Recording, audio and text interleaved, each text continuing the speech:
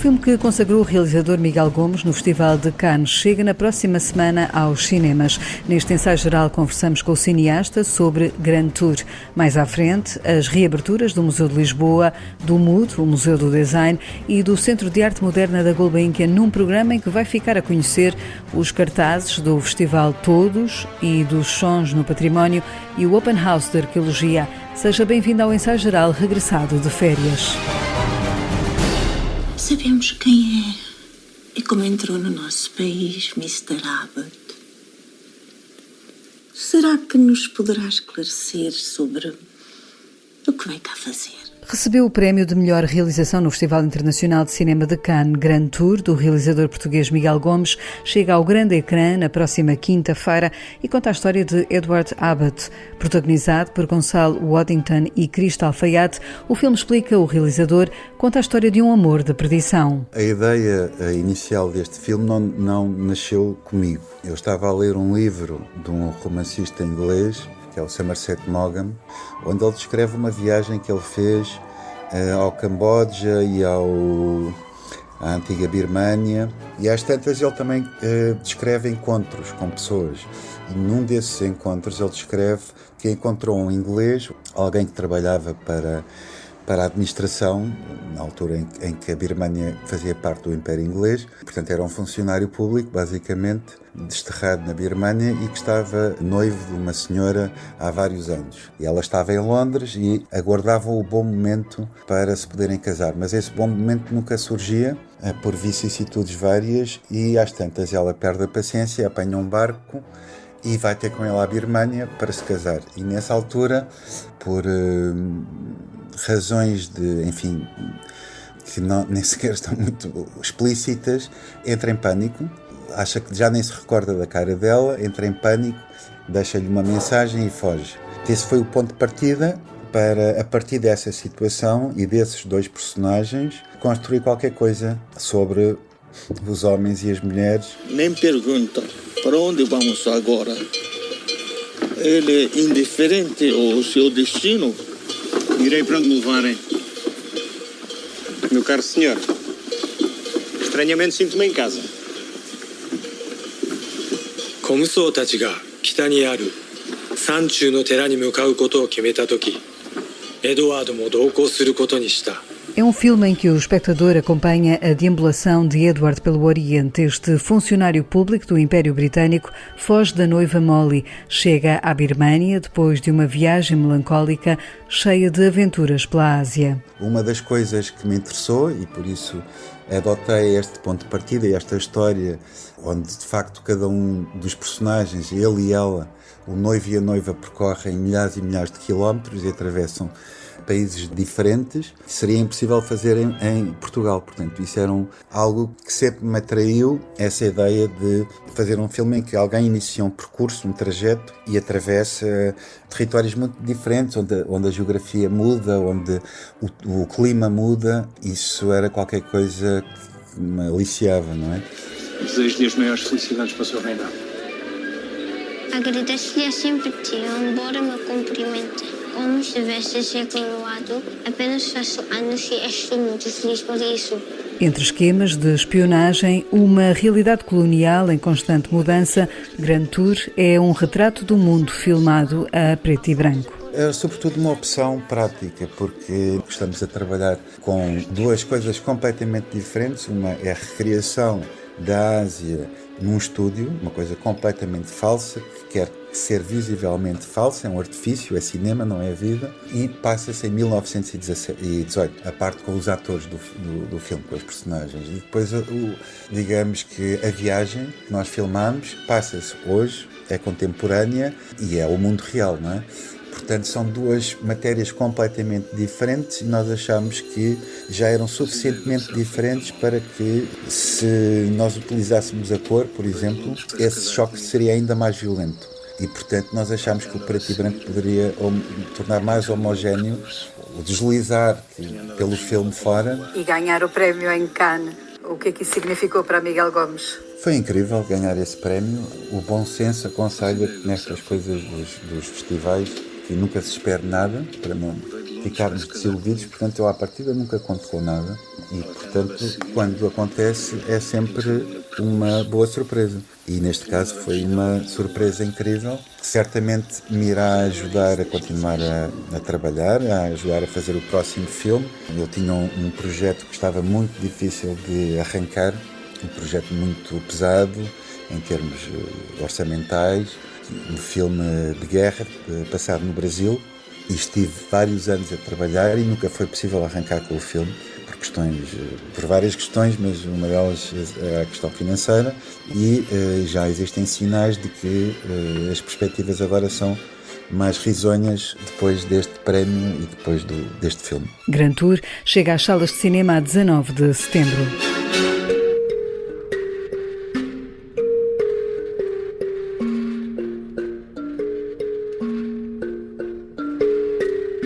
Numa viagem cada vez mais multicultural, está de regresso o Festival Todos. Até domingo vai poder desfrutar de espetáculos de teatro, dança, novo circo, exposições e gastronomia que espelham a vivência e diversidade da capital portuguesa.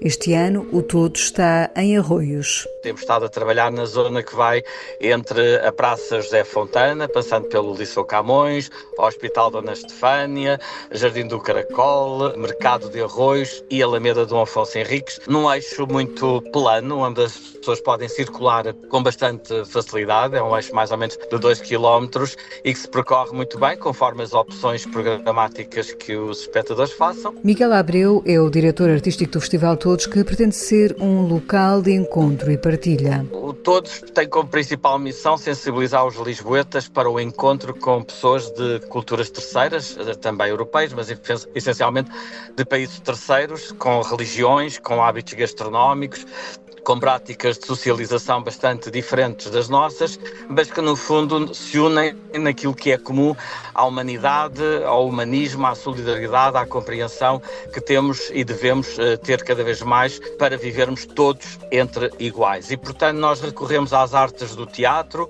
contemporâneo, da dança, da música, do novo circo, do cinema este ano bastante, porque Arroios é um território onde o cinema tem um passado histórico importante, também através da programação infantil, por causa também da presença importantíssima do Hospital Dona Estefânia neste território e que une crianças de dezenas de nacionalidades por motivos de saúde, mas a verdade é que é um mini centro intercultural na cidade que as pessoas não sabem e que nós vamos ajudar a revelar e a conhecer. O Hospital Dona Estefânia será um dos palcos do Festival Todos, que destaca também o cinema. Porque o cinema de facto tem aqui uma importância grande neste território, onde começaram os primeiros cinemas também operários de reprisa em Lisboa, o Cine Pathé, o Cinema Roxy, o Cinema Império, onde muita oposição ao antigo regime se fez nos foyers desses cinemas. Nós vamos também ter a exibição de filmes como Almirante Reis em 3 andamentos e imagens inéditas que a Cinemateca Portuguesa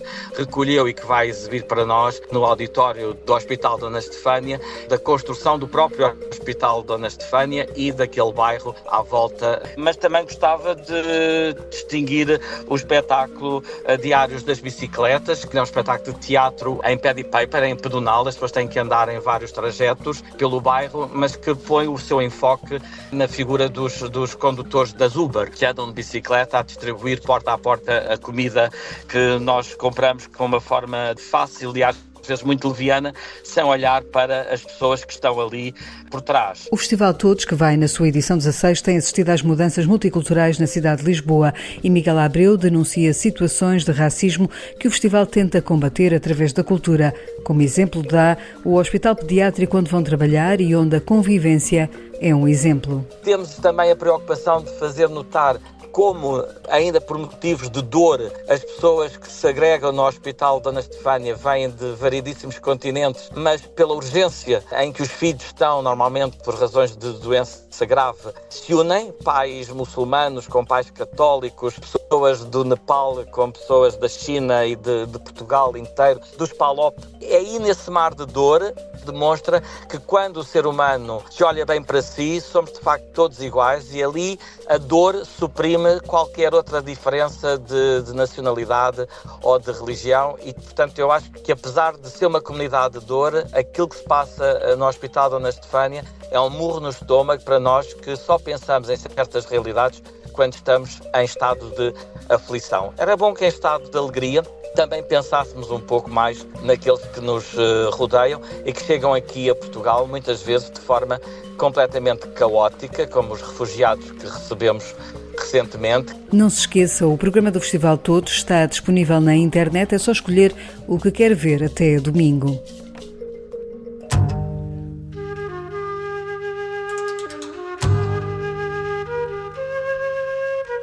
Entrar numa casa particular ou num hotel, descobrir vestígios arqueológicos que o levam numa viagem pelo tempo. É a proposta da terceira edição do Open House Arqueologia, que decorre este fim de semana em Lisboa. Mais de 40 sítios abrem portas às visitas gratuitas. De Belém ao Beato é possível descobrir, por exemplo, estruturas da Idade do Ferro, mas há mais para explorar.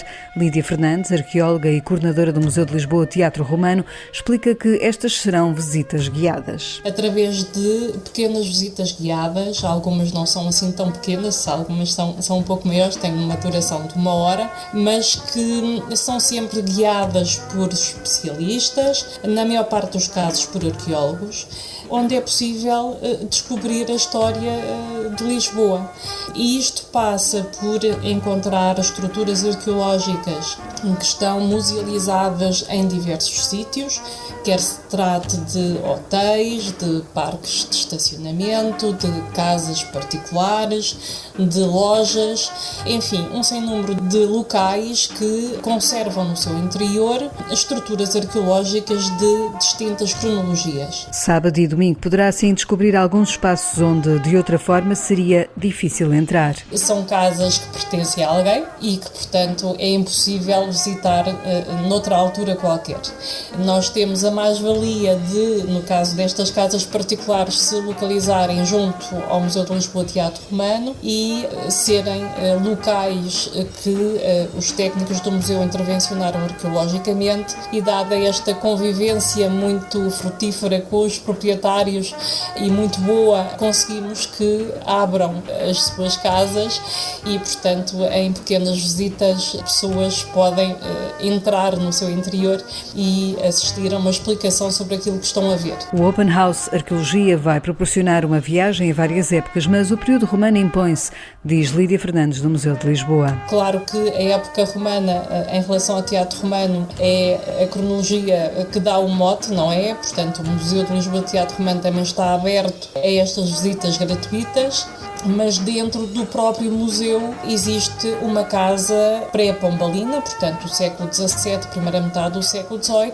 que é um espaço onde não se pode aceder e que neste fim de semana vai ser possível aceder e pisar o pavimento do século XVII com uma visita. Casa aberta, visitas gratuitas de meia hora ou de 1 hora para decifrar os vestígios da cidade de Lisboa este sábado e domingo. Basta inscrever-se através do e-mail openhousearqueologia@museudelisboa.pt.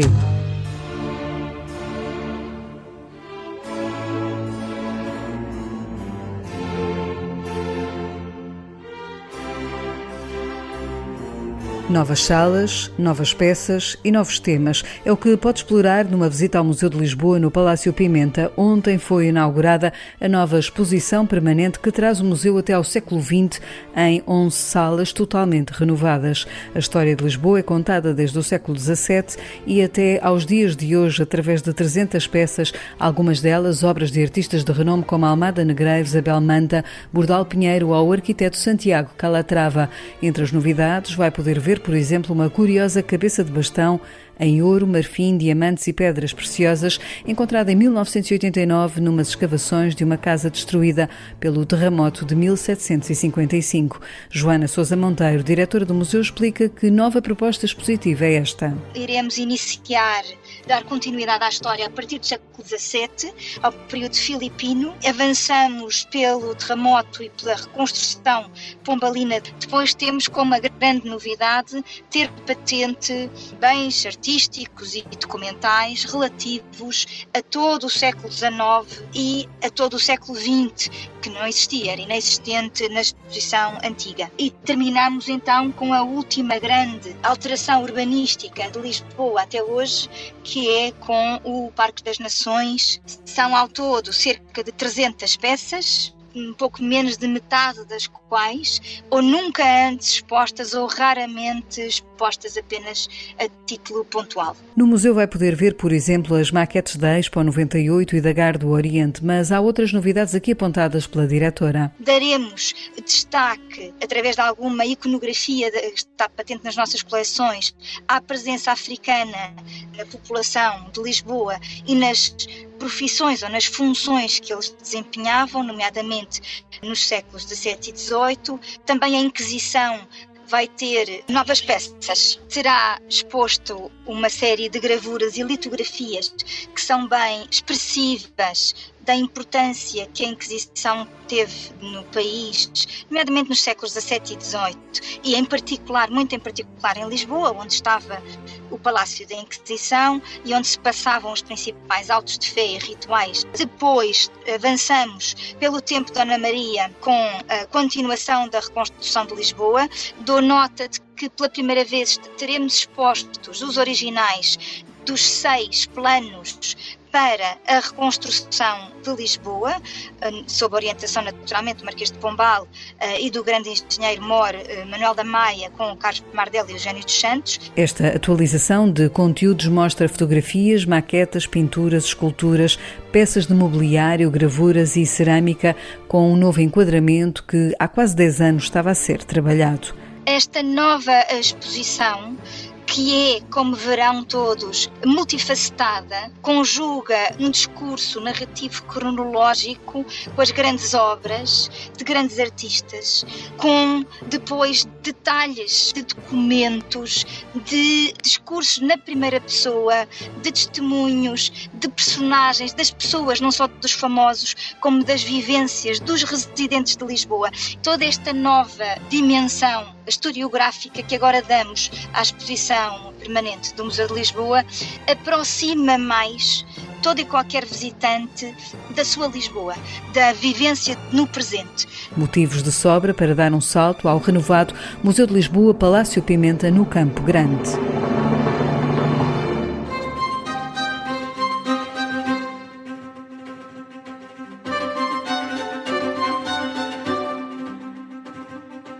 Pode não ter dado por isso, porque se calhar estava de férias, mas reabriu o MUD, o Museu do Design em Lisboa, no coração da Baixa da cidade. O edifício que em tempos foi um banco surge agora requalificado depois de 8 anos encerrado.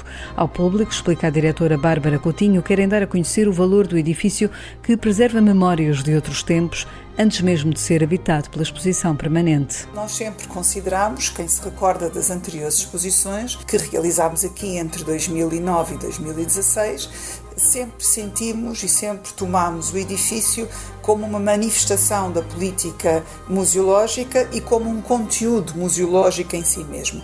E, portanto, quem vier agora nos visitar em setembro pode ver esta primeira exposição que fizemos para a reabertura do edifício, que é fazer uma viagem ao longo do tempo através deste lugar para perceber e para conhecer melhor a transformação que teve lugar na perspectiva do design e a evolução da sua arquitetura e da sua história. O edifício do MUD guarda séculos de história, indica a diretora do museu. Nós estamos a falar de um quarteirão pombalino no centro histórico da cidade de Lisboa, mas de uma forma mais constante. Estamos a falar em 250 anos da nossa história, da história da arquitetura, da história da engenharia, que aqui aparece muito bem materializado nos diferentes interiores, nos sistemas de construção, nos revestimentos, nas opções que foram tomadas, inclusive as decisões tomadas para destruir ou para demolir partes destes interiores, e que nós, enquanto museu dedicado ao design, assumimos todo este património como uma herança para ser trabalhada, para ser questionada, para ser atualizada à luz do presente.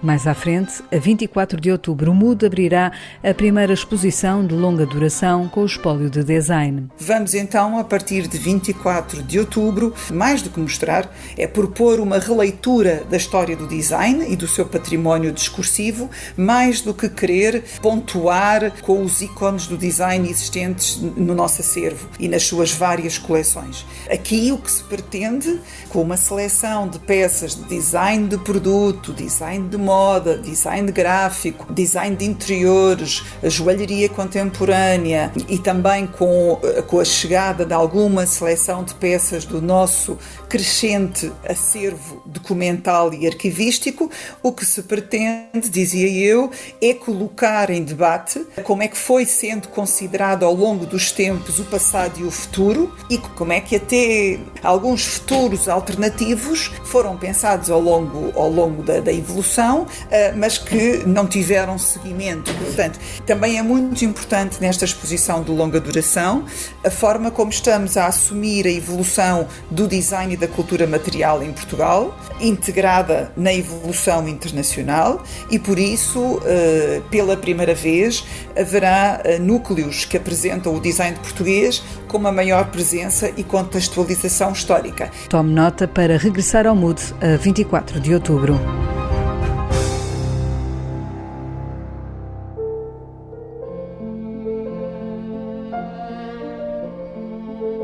Outra data importante a pôr na sua agenda é o próximo sábado, 21 de setembro. Será reaberto o Centro de Arte Moderna da Fundação Gulbenkian em Lisboa. Um momento muito aguardado de que nos fala hoje o nosso colaborador do Centro Nacional de Cultura, Guilherme de Oliveira Martins. O Centro de Arte Moderna da Fundação Carlos Gulbenkian, que reúne a mais significativa coleção de arte moderna e contemporânea portuguesa em diálogo com artistas internacionais, reabre ao público a 21 de setembro, depois de 4 anos de profundas remodelações. O CAM é da autoria original do arquiteto Leslie Martin, tendo sido inaugurado em 1983 e foi agora completamente redesenhado pelo arquiteto japonês Ken Okuma. Trata-se de uma colaboração com o arquiteto paisagista Vladimir Djurovic num projeto que visa estabelecer uma maior ligação entre a natureza envolvente e o edifício, que está imerso na paisagem com fidelidade à ideia inicial de Gonçalo Ribeiro Teles e António Viana Barreto. Envolvendo múltiplas iniciativas, a reabertura do CAM tem a presença de Leonor Antunes, numa investigação sobre obras e percursos de artistas mulheres que agora são reveladas à luz do dia como figuras determinantes do movimento moderno numa história marcada pelas desigualdades, avultando a referência a uma artista multifacetada que aliou a escrita e as artes plásticas, Anna Atterley, num fecundo diálogo que se revela apaixonante. Linha de Maré é uma mostra que parte de 25 de abril de 1974 para chegar aos dias de hoje, refletindo sobre as mudanças em curso, sobretudo as relacionadas com o planeta. A exposição reúne 99 obras de pintura, desenho, vídeo, fotografia e escultura não antes mostradas, com a presença de Mónica de Miranda, Filipa César, Graça Pereira Coutinho, Kiluanji Keia Henda, Paulo Nosolino e Gabriel Abrantes. Em O Calígrafo Ocidental, Fernando Lemos explora a sua relação com o país do sol nascente nos anos 60 do século XX. Muitas destas fotografias foram tiradas durante a passagem do artista pelo Japão enquanto bolseiro da Fundação Gulbenkian, sendo testemunho da influência da cultura japonesa na sua prática artística. A sala de som recebe The Voice of Inconstant Savage com uma instalação sonora de Yasuhiro Morinaga, que sobrepõe uma oração inspirada no relato do missionário português do século XVI, o canto dos cristãos escondidos, música tradicional de Nagasaki, música indígena da Amazónia e um canto gregoriano ocidental. Acresce ainda a original experiência das reservas visitáveis que permitem um contacto do público com a coleção moderna do CAM. Ainda vou ganhar o festival.